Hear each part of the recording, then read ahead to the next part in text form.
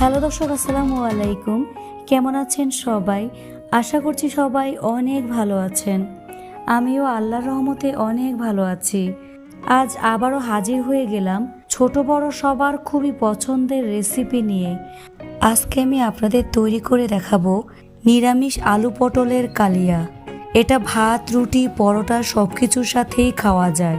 এটা খেতে কিন্তু অসম্ভব মজার হয়ে থাকে। একবার রান্না করে খেলেই বুঝতে পারবেন এটা ঠিক কতটা মজার হয়। একবার খেলে বারবার খেতে ইচ্ছে করবে। তো চলুন রেসিপিটি দেখে নিচ্ছি। আলু পটলের কালিয়াটি তৈরি করার জন্য এখানে আমি 60টি পটল নিয়েছি, প্রায় 250 গ্রাম হবে।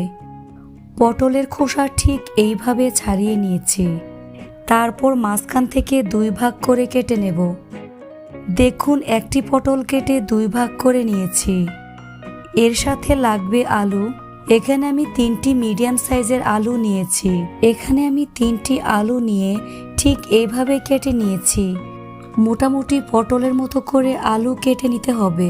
এখন রান্না করব, তাই প্রথমে গ্যাস অন করে চুলায় একটি ফ্রাই প্যান বসিয়ে এর মধ্যে 2 টেবিল চামচ পরিমাণ সরিষার তেল দিয়ে দিলাম।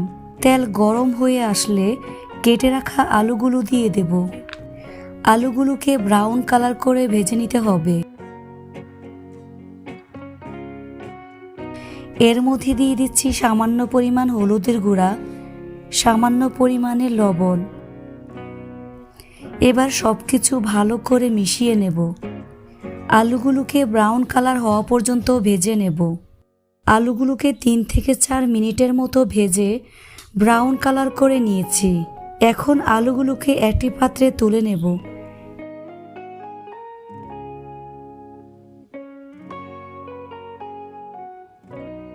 আলুগুলোকে তুলে নেওয়ার পর একই পাত্রে কেটে রাখা পটলগুলো দিয়ে দেব। পটলগুলোকে কিছুক্ষণ তেলে নেড়েচেড়ে ভেজে নেব।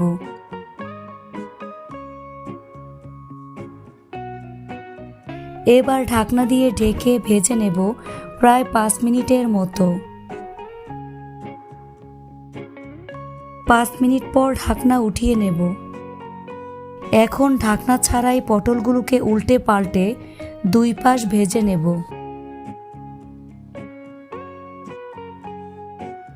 তো 2 পাশ সমান করে ভেজে নিয়েছি। এখন একটি পাত্রে পটলগুলোকে উঠিয়ে নেব। পটলগুলোকে উঠিয়ে নেওয়ার পর একই তেলের মধ্যে দিয়ে দিচ্ছি 1/2 চা চামচ পরিমাণে আস্ত জিরা, আর দিয়ে দিচ্ছি 2 টুকরো দারচিনি, 3টা এলাচ ও 1টি তেজপাতা। ফোড়নগুলোকে কিছুক্ষণ ভেজে নেব। 15 সেকেন্ডের মতো ভেজে নেওয়ার পর এর মধ্যে দিয়ে দিচ্ছি 1 কাপ পরিমাণে পেঁয়াজ কুচি। পেঁয়াজগুলোকে হালকা ব্রাউন কালার করে ভেজে নেব। পেঁয়াজগুলোকে হালকা ব্রাউন কালার করে ভেজে নিয়েছি। এবার এর মধ্যে দিয়ে দেব 1 টেবিল চামচ পরিমাণে আদা রসুন বাটা। আদা রসুন বাটা পেঁয়াজের সাথে কিছুক্ষণ কষিয়ে নেব, যাতে করে আদা রসুনের কাঁচা গন্ধ চলে যায়। এবার এর মধ্যে দিয়ে দিচ্ছি 1/2 চা চামচ পরিমাণে মরিচের গুঁড়া, 1/2 চা চামচ পরিমাণে হলুদের গুঁড়া, 1/2 চা চামচ পরিমাণে ধনিয়ার গুঁড়া, 1/2 চা চামচ পরিমাণে জিরার গুঁড়া। দিয়ে দিচ্ছি স্বাদ মতো লবণ। সবশেষে সামান্য পরিমাণে পানি দিয়ে দিচ্ছি, যাতে মশলা পুড়ে না যায়। এখন সব কিছু ভালো করে মিশিয়ে নেব। 2 মিনিটের মতো মশলাগুলোকে কষিয়ে নিতে হবে। মশলা কষিয়ে নেওয়ার পর 1 কাপ পরিমাণে টমেটোর পেস্ট দিয়ে দিচ্ছি। টমেটো পেস্ট সব কিছুর সাথে ভালো করে মিশিয়ে নিতে হবে। টমেটো পেস্ট ভালো করে মিশিয়ে নেওয়ার পর এবার এর মধ্যে 3.5 টেবিল চামচ পরিমাণে বাদাম বাটা দিয়ে দিচ্ছি। এখানে পছন্দ মতো যে কোনো বাদাম বাটা দেওয়া যাবে। এখন বাদাম বাটা সব কিছুর সাথে ভালো করে মিশিয়ে নিচ্ছি। মশলা যাতে পুড়ে না যায় তাই সামান্য পরিমাণ পানি দিয়ে দিচ্ছি। আবারও সব কিছু ভালো করে মিশিয়ে নিচ্ছি। এখন মশলাগুলোকে কিছুক্ষণ কষিয়ে নেব। মশলা ভালো করে কষিয়ে নেওয়ার পর এর মধ্যে দিয়ে দিচ্ছি আগে থেকে ভেজে রাখা আলু ও পটল। পটল এবং আলু মশলার সাথে ভালো করে মিশিয়ে নিতে হবে। 5 থেকে 6 মিনিটের মতো পটল আর আলু কষিয়ে নিতে হবে।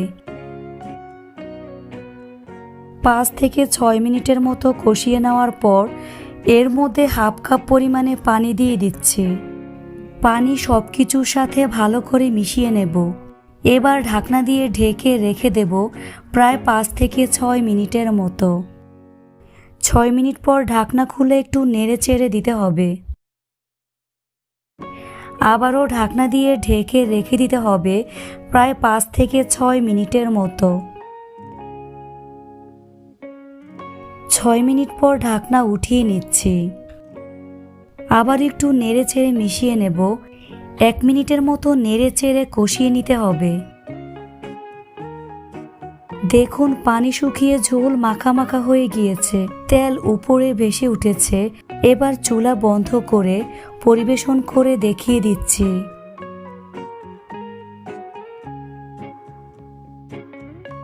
তো আশা করছি আমার আজকের রেসিপিটি আপনাদের কাছে ভালো লেগেছে। এইভাবে একবার হলেও ট্রাই করে দেখবেন। আশা করছি আপনাদের কাছে অনেক ভালো লাগবে। ভালো লাগলে অবশ্যই একটি লাইক দিবেন, বন্ধুদের সাথে বেশি বেশি করে শেয়ার করবেন। আর ছোট্ট একটি অনুরোধ, আপনি যদি আমার চ্যানেলে নতুন হয়ে থাকেন প্লিজ চ্যানেলটি সাবস্ক্রাইব করে পাশে থাকা বেল আইকনটি ক্লিক করে রাখবেন। আজ এখানে বিদায় নিচ্ছি। সবাই অনেক ভালো থাকবেন। আল্লাহ হাফেজ।